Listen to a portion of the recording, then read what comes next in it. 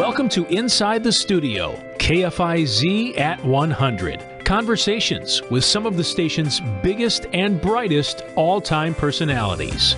I'm your host, former KFIZ Program Director, Sean Kaiser.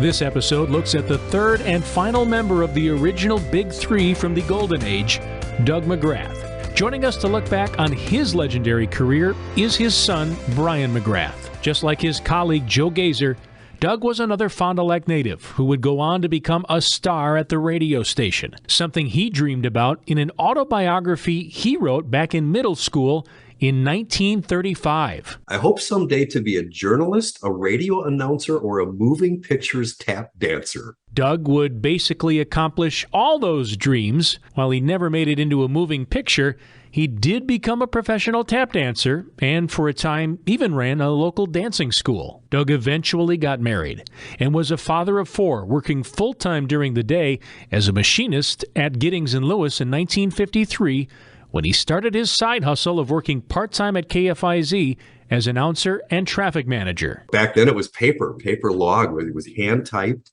carbon paper. He'd hammer out, this commercial plugs in here, this program starts here. 3 more children would follow. And in 1960, Doug left G&L to take a full-time gig at the radio station. As a young kid, I loved visiting the station because I have the radio blood in me also, but I loved going in there as a young kid.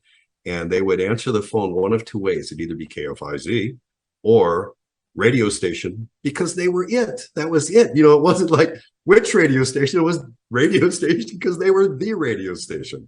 That's how prominent and early they got their start. In 1965, Doug was promoted to news director. He had a beat where he'd literally stop at the safety building and talk to the dispatcher or the sheriff or the police chief at the time and look at the overnight reports and create news out of if there was newsworthy things happening.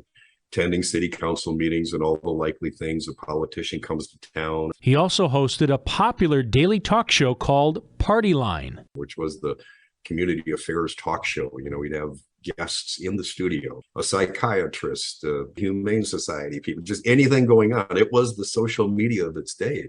McGrath also found time to have a little fun when Ron Harvey cast him to be Santa Claus on the famous Danny the Elf program. As for Brian, he has many fond memories of growing up listening to KFIZ. You woke up in the morning and the radio was on in the kitchen. You didn't have the TV in the kitchen yet. You had a radio.